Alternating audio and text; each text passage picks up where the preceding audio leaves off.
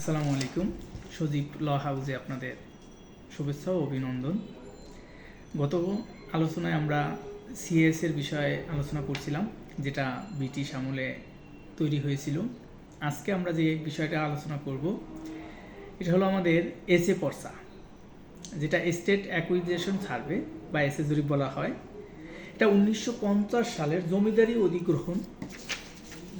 যে অধিগ্রহণ ও প্রজাস্বত্ব আইন পাশ হওয়ার পর সরকার 1956 সালে সমগ্র পূর্ববঙ্গকে প্রদেশে জমিদারি অধিগ্রহণ সিদ্ধান্ত গ্রহণ করে 2/4/1956 তারিখে এই আইনের 3 ধারার আওতাধীন বিলুপ্তি করে। বিজ্ঞপ্তির মূলে সরকার কর্তৃক সকল জমিদারি দখল নেওয়ার পর উক্ত অ্যাক্টের 17 ধারা মোতাবেক যে খতিয়ান প্রস্তুত করা হয় তাকে এসে খতিয়ান বলে পরিচিত আর কি। মূলত এটা জমিদারি প্রথা বিলুপ্তি করার জন্য এই এসে খতিয়ানটা তৈরি হয়। এসে খতিয়ানটা কিছু ভুলভ্রান্তি থাকে বিভিন্ন জায়গায়, অনেকে দখল সূত্র কিছু এসে রেকর্ড হয়, এখানে কিছু ভুল থাকে, প্রায় পার্সেন্টেজেও ভালো কিছু ভুল হয়েছে এসে পর্চাটায়। মূলত এই পর্চাটা করার কারণ হলো 1948 সালে যখন ভারত পাকিস্তান আলাদা হওয়ার পরে তখন আপনার এই পর্চাটা রেকর্ড কমপ্লিট করে। এটাকে অনেক সময় পিএস পর্চাও বলা যায়, হ্যাঁ, পিএস জরিপটাও বলতে পারেন, যেটা পাকিস্তান সার্ভে বলতে পারে, এবং এটা বাংলাদেশে সব জায়গায় এসএ জরিপ নামেই পরিচিত। আমরা জানি যে এসএ খতিয়ান, দেখেন সিএস খতিয়ানে আমরা কি দেখাইলাম, দখলদার বা মালিক দেখাইলাম এর আগের ভিডিওটায়।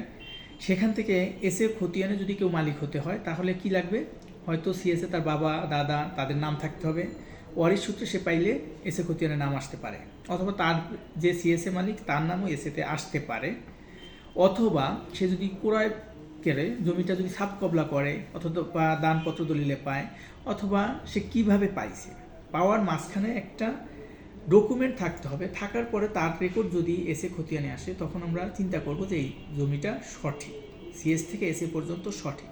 তাই এটা জানার জন্য ওই কি দলিল, ওয়ারিশ অথবা দানপত্র দলিল অথবা ডকুমেন্ট থাকতে হবে সে কীভাবে পাইছে। এই তথ্যটা জানার পরে আমরা চিন্তা করব যে সঠিক। এসএ পর্চাটার যে সিস্টেমটা, এটা চেনার যে উপায়, এটা হলো আপনার এটা চেনার উপায় হলো আপনার দুইটা হাল। দেখেন আপনি এইখানে উপরে থাকতেছে কি হালদার, যেটা এসে খতিয়ান, এবং সাবেক যেটা সেটা হলো সিএস খতিয়ানের একটা রেফারেন্স থাকবে। এরপর মালিকের নামগুলা থাকবে, মালিকের নাম পাশাপাশি অংশ থাকতেছে, দাগ থাকতেছে, এরপরে জমির পরিমাণ থাকতেছে, জমির শ্রেণী থাকবে। এটার মূল চেনানোর উপায় হলো এই সেম কিন্তু বিএস খতিয়ানটাও এসের মতোই বিএস খতিয়ান, তবে পার্থক্য হলো সাবেক এবং হাল দুইটা খতিয়ানের রেফারেন্স থাকে, এবং থানা যখন দেখবেন থানায় লেখা ওখানে আগের থানাটা, এসের সময় যে থানাটা থাকে সাধারণত ওই থানাটাই উল্লেখ থাকে, জেলাটা ওই সময় যা ছিল সেটাই থাকার কথা। আর মূল যে পার্থক্য সেটা হলো দুইটা খতিয়ান থাকবে, সাবেক এবং হাল, আর বাকিগুলো প্রায় বিএসের কাছাকাছি। তবে আমরা যারাই জমিগুলো কিনবো আমরা দেখে নিব যে সিএস থেকে এসের মাঝখানে কোনো রেফারেন্স আছে কিনা। যদি রেফারেন্স না থাকে তখন আমরা এইটা নিতে পারবো না, যদি রেফারেন্স থাকে, সঠিক তথ্য থাকে, তখন আমি এই জমিটা ক্রয় করতে পারবো।